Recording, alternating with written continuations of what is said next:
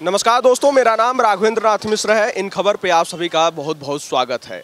मध्य प्रदेश में विधानसभा चुनाव होने हैं और इस चुनावी यात्रा में हम लोग निकले थे तो जब जबलपुर में पहुंचे तो जबलपुर में बहुत सारी चीज़ें ऐसी मिली कि बहुत अपने आप में ही वो खास हैं। खास इसलिए क्योंकि मेरे पीछे आपको एक ठेले की दुकान दिख रही होगी। ये ठेले की दुकान ऐसी वैसी दुकान नहीं है। ये ठेले की दुकान जो है 60 वर्षों से अपनी सेवा प्रदान कर रही है और इसकी खास बात यह है कि राजनीतिक दल से जुड़े बड़े से बड़े चेहरे यहाँ पे लस्सी पीने और यहाँ पे जो मिठाइयाँ मिलती हैं, रबड़ी मिलती हैं, उसका मज़ा लेने के लिए, उसका स्वाद चखने के लिए आ चुके हैं। यहाँ तक कि भारत के पूर्व प्रधानमंत्री अटल बिहारी वाजपेयी भी यहाँ आ चुके हैं। आपको बता दूं कि ये जबलपुर उत्तर विधानसभा क्षेत्र में पड़ता है। आप देखिए ये दुकान जो है पहले ठेले पर थी। 60 वर्षों से ये दुकान जो है हम इन्हीं से बातचीत करेंगे कि इस दुकान की खासियत क्या है, कब से है ये दुकान। आप अपना नाम बताएं। नितिन गुप्ता। गुप्ता जी, ये दुकान कब से है? आपने लिखवा रखा है 60 वर्ष पुरानी दुकान। 60 वर्ष से ज़्यादा ही हो चुके हैं। ये दुकान आपकी, जैसा आपने बताया, 60 वर्ष पुरानी है। इस दुकान के बारे में हमने स्थानीय लोगों से भी बातचीत की तो पता चला कि यहाँ पे अटल बिहारी वाजपेयी से लेकर शरद यादव तो खैर यहीं से अपना राजनीतिक भविष्य भी निकाले तो यहाँ पे आते जाते रहे हैं। क्या है वो कहानी, कब अटल बिहारी वाजपेयी आए थे? सन 83-84 में आए हुए थे हमारे पापा जी के समय में। हम लोग उस समय छोटे हुए थे, हम लोग को ध्यान नहीं है, पर हाँ मालूम है कि आए हैं जी। यहाँ की लस्सी का स्वाद चखने वो भी आ जाया करते थे जी। और शरद यादव कितनी बार आए होंगे? वो तो स्थानीय नेता थे तो कई बार आ चुके हैं जी। तो यहाँ पे अभी फिर एक बार चुनाव होने हैं, विधानसभा के चुनाव। कैसे माहौल है, क्या लगता है? अब सर चुनाव के विषय में तो नहीं बोल सकते भाई, जो अच्छा काम करेगा वही जीतेगा, उसके आगे नहीं बोल सकता मैं कुछ भी जी।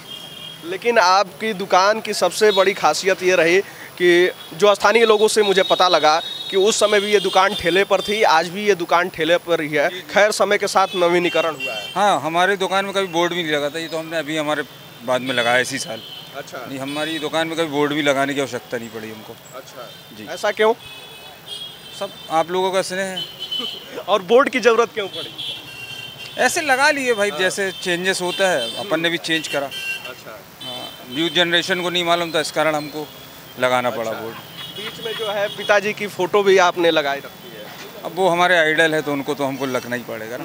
हाँ, दुकान के बिल्कुल। देखिए यहाँ पे गर्मियों के मौसम में आप लस्सी बेचा करते हैं? जी, गर्मियों के मौसम में 3 महीने लस्सी, बाकी हम मिठाई का काम करते हैं 9 महीने। अच्छा जी।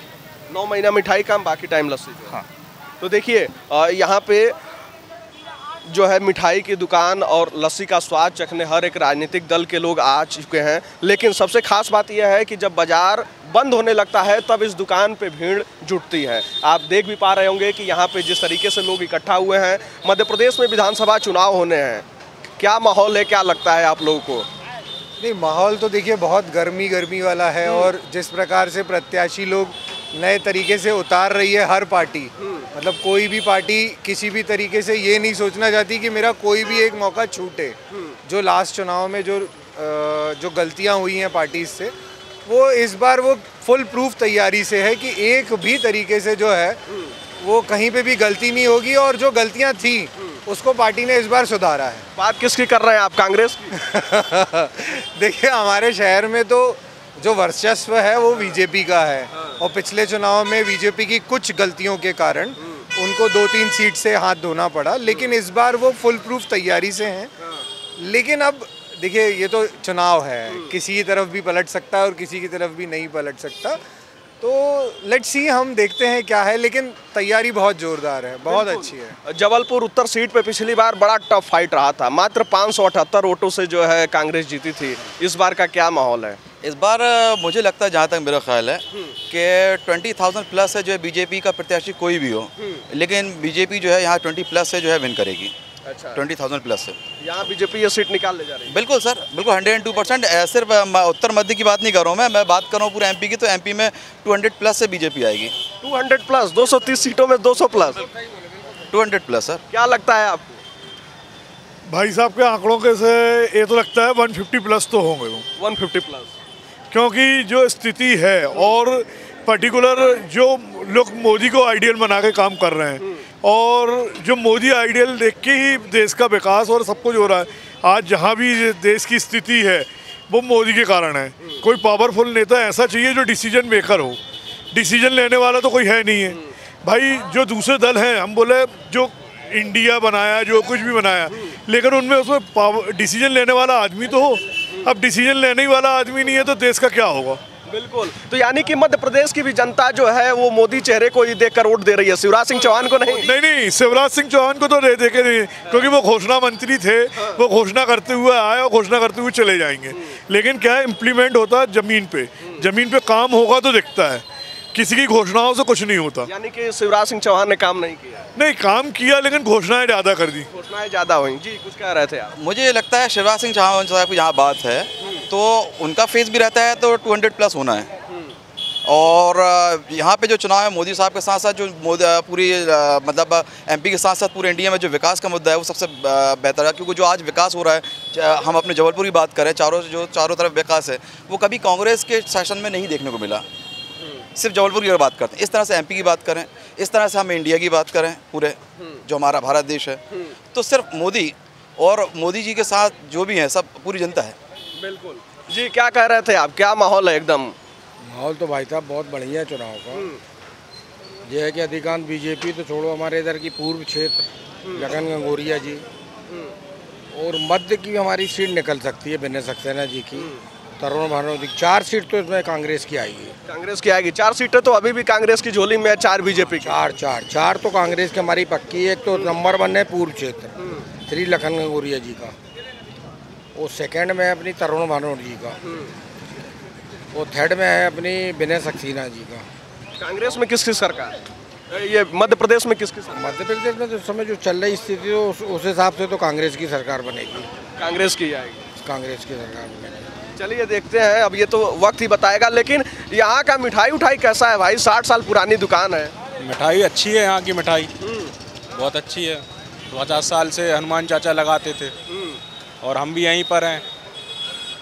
देश को विकास में देखते हुए बोले माननीय नरेंद्र मोदी जी बहुत अच्छा काम कर रहे हैं, और जो भी है इस बार 200+ सीट आने का ऐसी तैयारी चल रही है और आएंगी।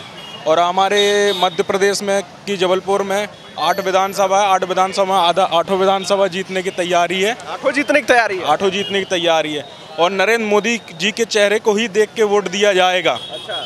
हाँ, शिवराज सिंह चौहान को नहीं? शिवराज सिंह चौहान भी अच्छे हैं, उन्होंने भी योजनाएं लाई हैं, कुछ योजनाएं लागू हुई हैं, कुछ नहीं हुई हैं। भाई धीरे धीरे काम आगे बढ़ता रहेगा।